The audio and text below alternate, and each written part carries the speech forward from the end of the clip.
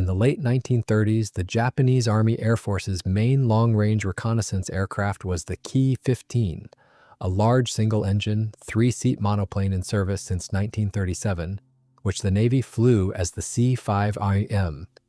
Even with its landing gear hanging out in the breeze, it could outrun the fighters sent after it for a while. But aviation was moving fast in those years, and during the border war with the Soviets at Nomonhan in the summer of 1939, Ki-15s started getting caught by Soviet War-16s. Even as the first production Ki-15s reached squadrons, the military was drawing up requirements for what would replace it. In 1937, Major Fujita, working with two engineers named Ando and Tanaka at Army Air Headquarters Technical Division, looked hard at where aviation was going worldwide. By late fall, they had a specification. The Army wanted an ultra-fast, long-range recon plane that could slip undetected over neighboring countries on covert missions, even in peacetime. Raw speed would be its defense.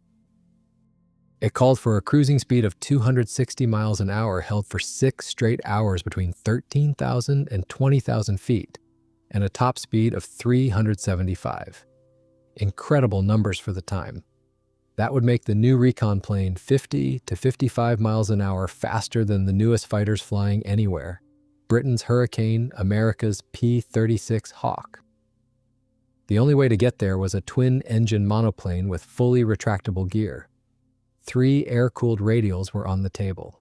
The 790-horsepower Kawasaki Ha-20 Otsu, the 950-horsepower Nakajima Ha-25, and the 850-horsepower Mitsubishi Ha-26.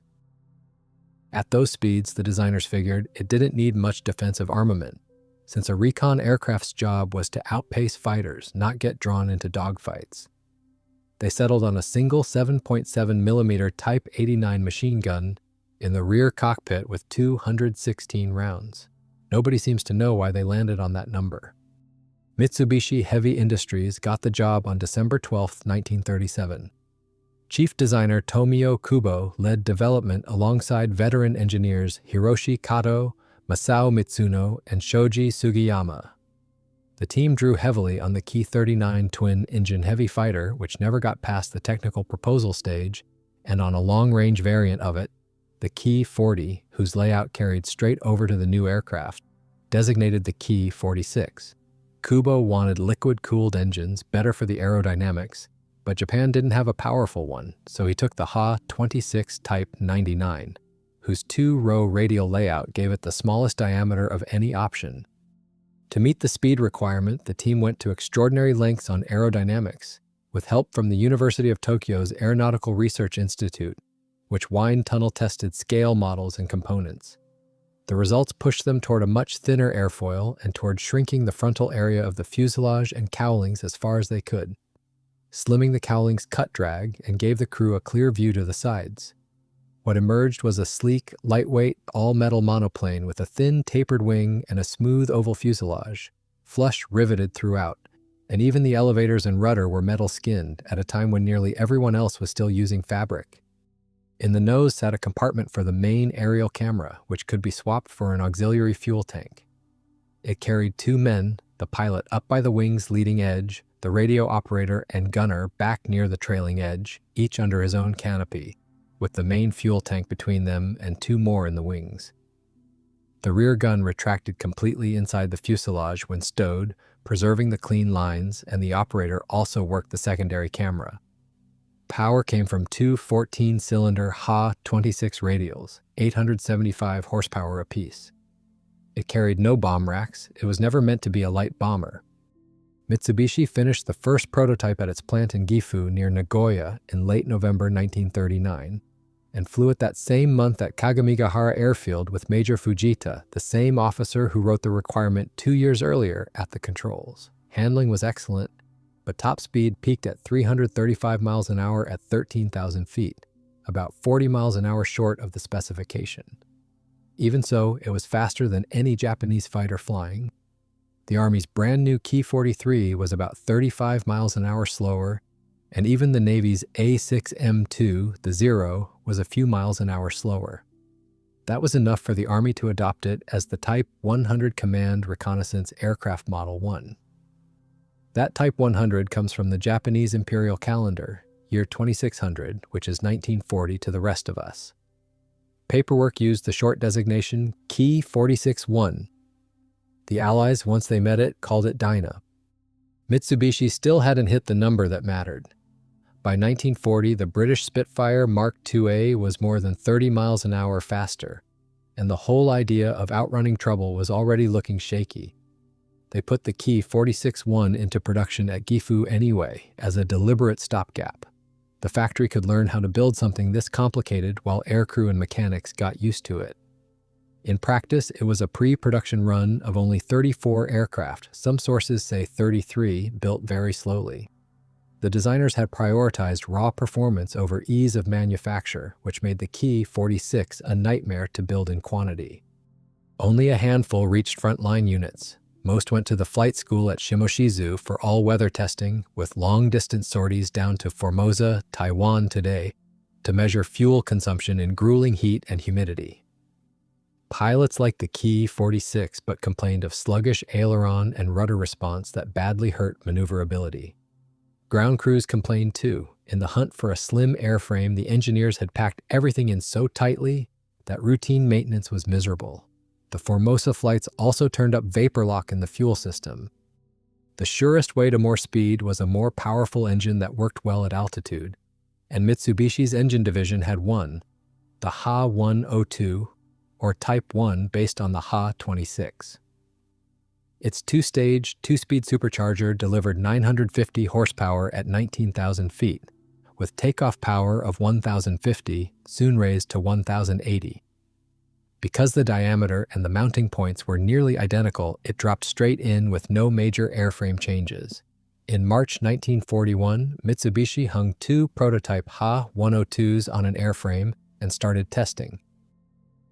Structural analysis shaved about 250 pounds off it, and an extra tank went into each wing leading edge, raising total fuel to about 440 United States gallons. Designated the Ki-46-2, the prototype hit 375 miles an hour and held a cruise of 265 for nearly 6 hours. It finally hit every number the Army had asked for. Testing carried on into June 1941 in the brutal heat of a Formosan summer. Vapor lock came straight back in the fuel lines, which forced a redesign of the fuel system and the tank venting. The switch from 87 to 92 octane fuel meant reworking it anyway, and it bought a little more power. In prolonged climbs, the oil overheated because the coolers were simply too small, so crews were told to level off now and then and let it cool. High-altitude flights exposed oxygen supply problems, and pilots still complained of sluggish stick and rudder. The most dangerous flaw, though, was the weak main landing gear. Struts collapsed several times on hard landings, tipping the aircraft into a violent ground loop that wrecked a wing, a nacelle, and the propeller. Engineers traced it to rear drag struts that just weren't stiff enough and fitted much stronger ones. That wasn't the end of the story. In June 1941, Mitsubishi's Nagoya plant started building the new variant, though a shortage of Ha-102 engines meant the older Ki-46-1 had to be built alongside it until late in the year. Production ran through December 1944 for a total of 1,093 aircraft. About 70 were converted into three-seat trainers, the Ki-46-2 Kai. Kai just means modified. An instructor sat directly behind the student, which meant removing one internal fuselage tank. Range suffered, but for training work there was plenty of it. His seat was raised so he could see forward over the student's head, which gave the trainer a stepped canopy with a hump behind the front cockpit, and the defensive gun stayed for gunnery practice. Top speed dropped to 360 miles an hour. In May 1942, the Army's top brass was worried. New British and American fighters were a serious threat to long-range Japanese reconnaissance. So they told Mitsubishi's engineers to overhaul the Ki-46 from the ground up, aiming for around 400 miles an hour. And a few sources say they wanted 415, with at least another hour of endurance. They went after speed the way they always had, with a new engine, this time the direct injection Ha-112-2, the Type 4. These 14-cylinder radials made 1,500 horsepower flat out, but they were a lot bigger, So Mitsubishi redesigned the nacelles and fattened them toward the front. The three-bladed Sumitomo propellers, 9 feet 8 inches across, were kept with smoother spinners.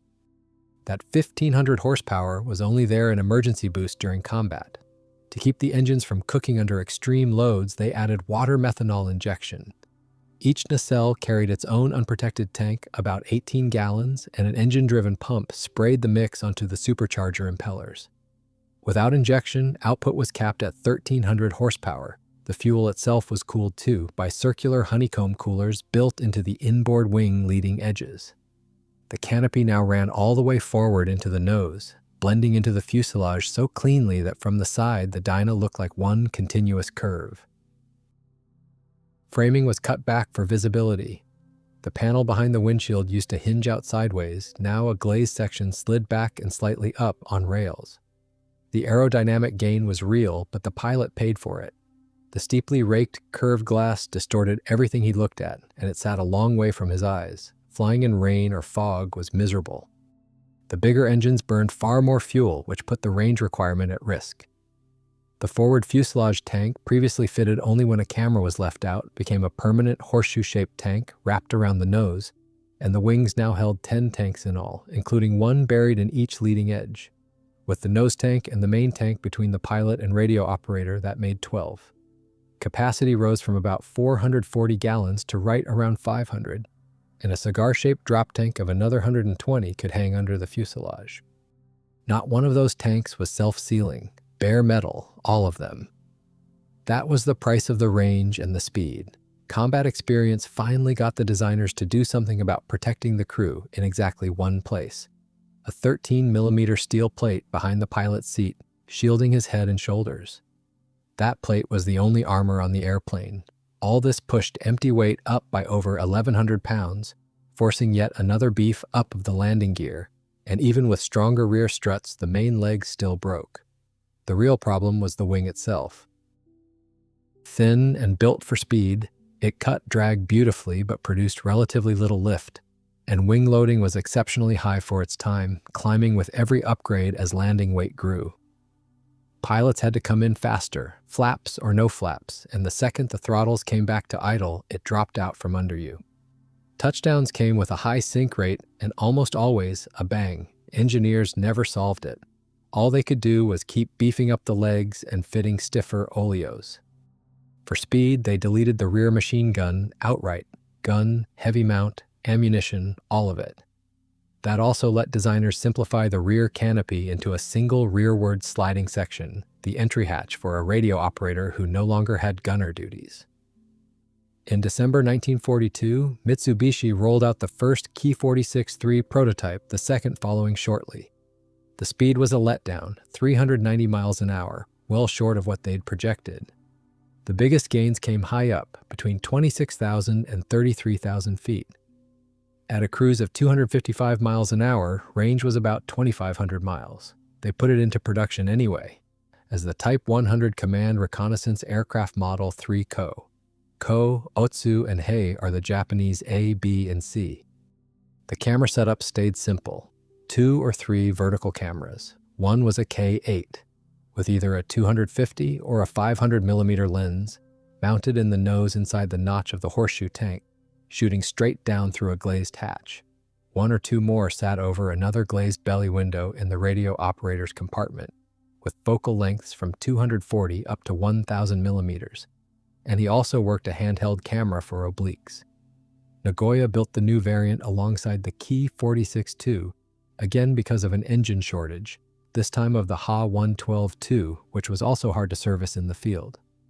Later batches got paddle-shaped propeller blades, slightly improving climb and speed, and the starter dog on the spinner, the fitting a ground cruise starter cart plugged into to spin the engine up, went away.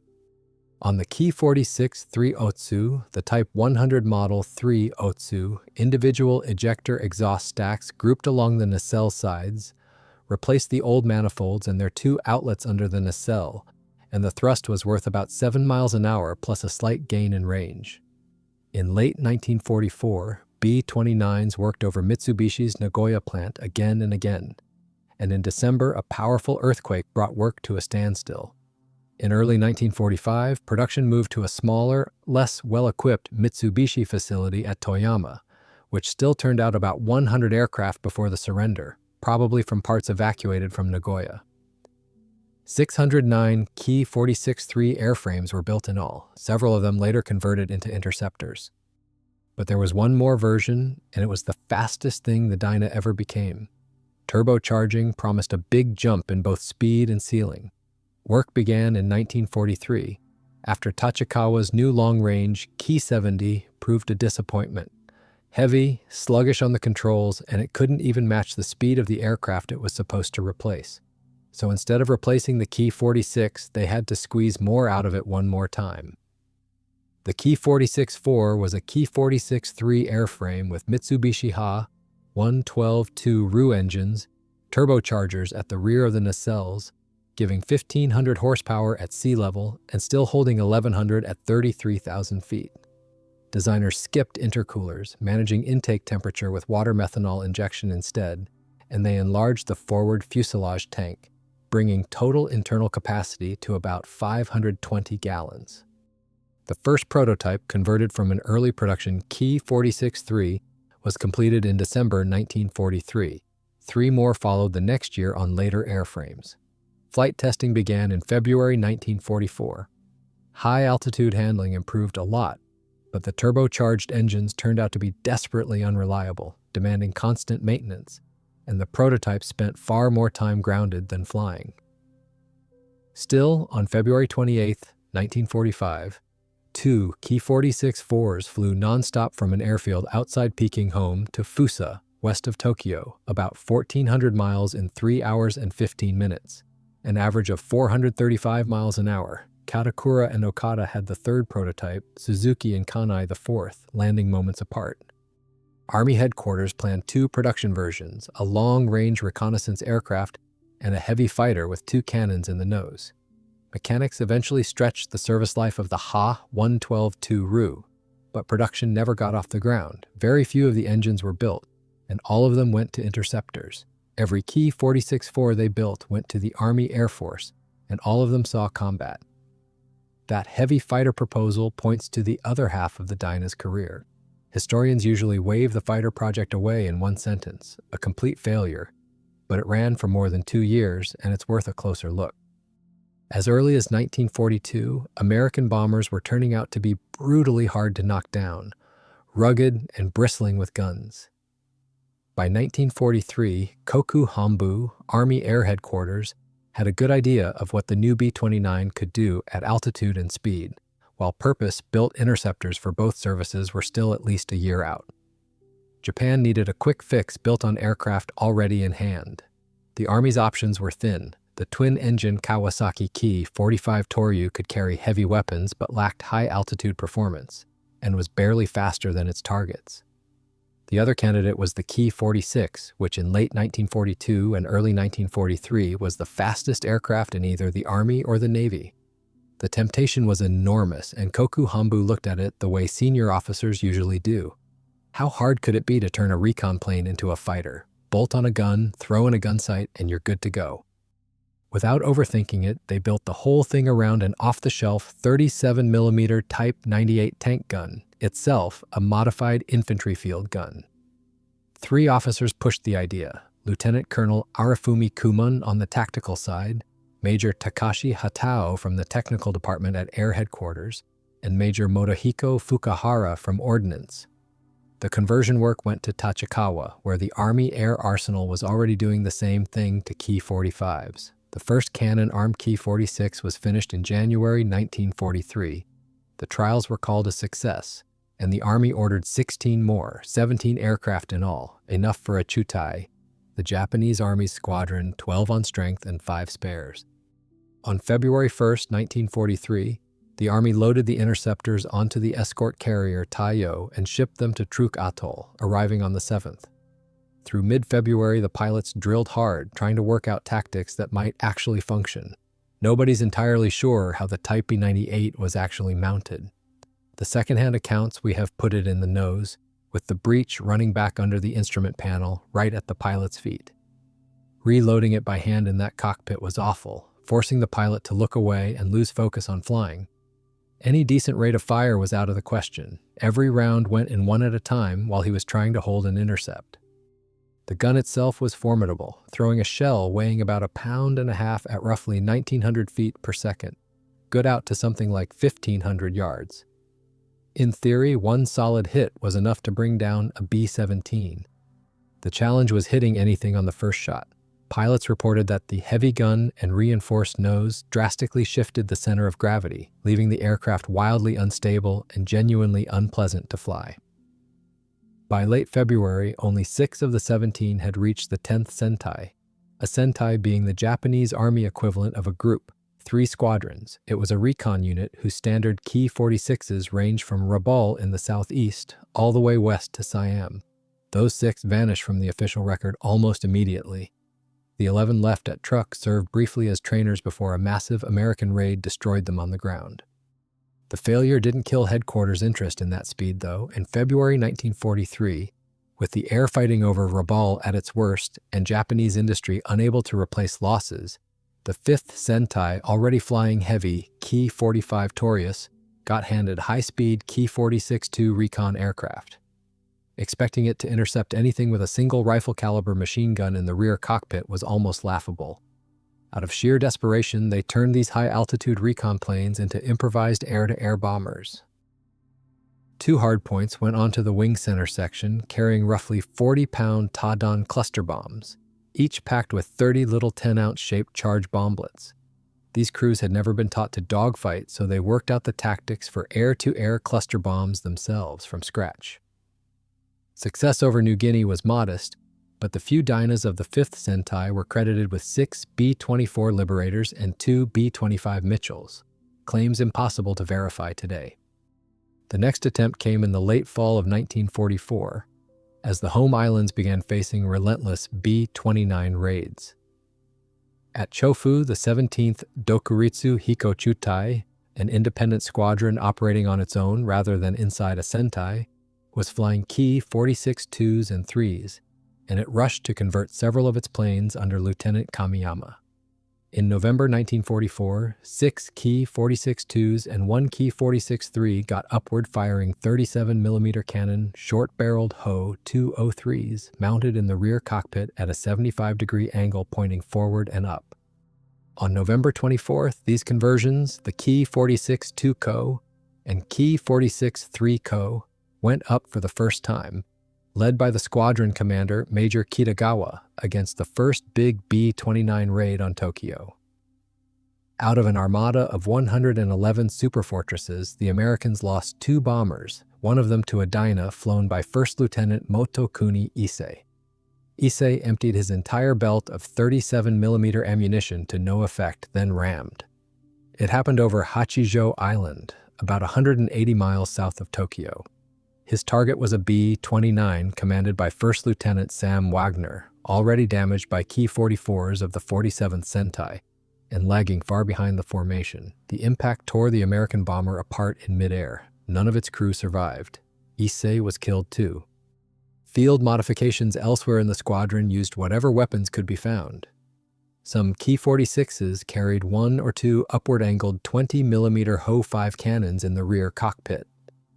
Meanwhile, a more formal program was running at Tachikawa's 1st Army Air Arsenal under engineer Masao Tomita.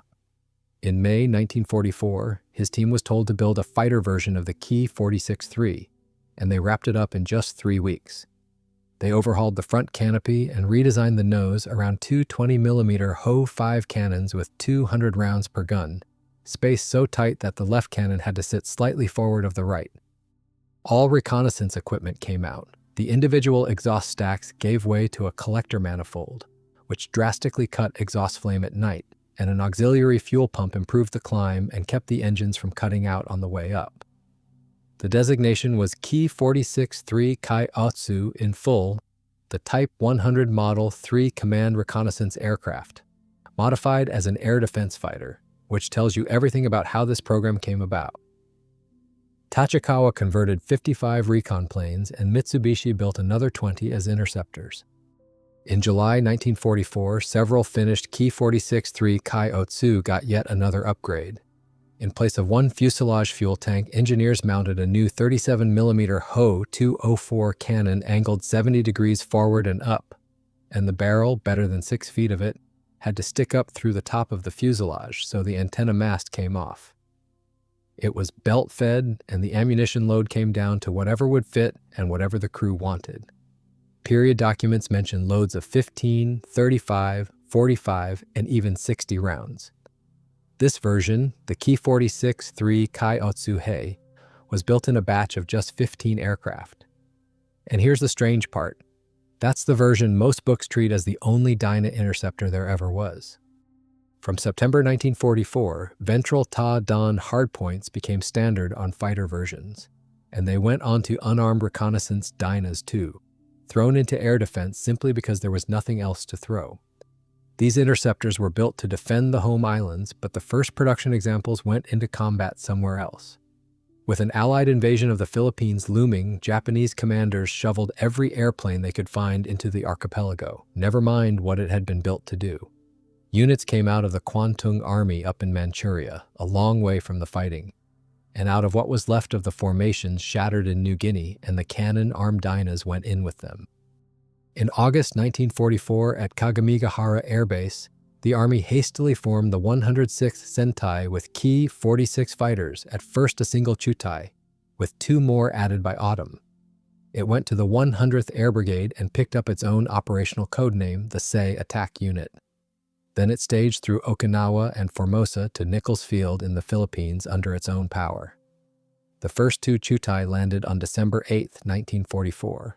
The third came in on the 18th. The unit arrived in the middle of the brutal fighting for Leyte and was folded into the 14th Area Army. It never got a real chance. American airstrikes wiped out most of its aircraft on the ground. A few crews flew special attack missions, kamikaze, with results nobody recorded, and the regiment's commander, Lieutenant Colonel Masao Suko, was killed on one of them. By January 1945, Japanese air resistance in the Philippines was completely broken. What was left of the 106th was evacuated to Formosa, while stranded pilots and ground crews stayed behind to fight as infantry. In early March 1945, the survivors went to Yachimata Air Base in Chiba Prefecture to rebuild. But by March 25th, the Army rushed the regiment to Okinawa for the opening phase of the battle. Then the B-29 armadas came for Japanese cities, and a severe shortage of interceptors forced commanders to stop spending them on suicide strikes against the American fleet. On April 20th, the 106 Dinahs pulled out of Okinawa for Formosa. They got there. That was as far as they got. Every aircraft in the unit was caught on the ground and destroyed by United States Navy carrier aircraft. One of the few units to receive the new Ki-46-3 Kai and use it as intended was the 28th Sentai covering Chiba Prefecture. Most of its fleet was unarmed Ki-46-2 and Ki-46-3 reconnaissance planes, with only a small number of Ki-46-3 Kai-Otsu armed with twin 20mm nose cannons. Even then, the regiment's primary weapon remained the cluster bomb dispenser and its Ta-Dan air-to-air bomblets. On April 7, 1945, during a massive raid on Tokyo, every Ki-46, the 28th, could get airborne went after a formation of B-29s. It cost them 5 aircraft to P-51 Mustangs. They did get 1 bomber, though. One of those B-29s, flown by First Lieutenant Charles Hibbert, somehow rode out the first dispenser going off right in front of its nose. 10 minutes later, another Ki-46 attacked the same B-29. The Ta-Dan opened about 60 feet above the bomber, and the charges went off on its fuselage and wings, blowing it to pieces in midair. 4 crew members bailed out, but only 2 made it down alive: Master Sergeants Arthur Gora and Ferdinand Spakal.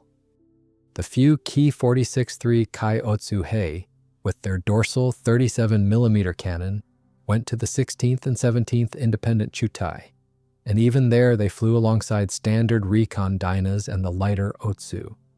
The cannon, with its mount and its ammunition, went well over 400 pounds and left better than 6 feet of barrel out in the airstream, severely degrading performance. Its climb rate was mediocre to begin with. Now it was hopeless, and getting into an attack position against high-altitude B-29s was brutally tough. That's why crews leaned on cluster bombs instead of gun passes. On top of that, most of these pilots came out of reconnaissance. They'd never been trained to fight. On December 22, 1944, intercepting a raid over Nagoya, Warrant Officer Kobayashi of the 17th Independent Chutai spotted B-29s coming in over Suruga Bay. He took a high perch above them, set up a head-on attack on one of the Superfortresses, dropped 2 of the heavier 77-pound Ta-Dan dispensers, and pulled away hard into a dive. First Lieutenant Mitsukumi Takahashi in the rear cockpit confirmed the blast came right above the bomber. Its landing gear dropped, probably from damage to the hydraulic or electrical system, and trailing a thick plume of white smoke, it turned south and vanished into the clouds.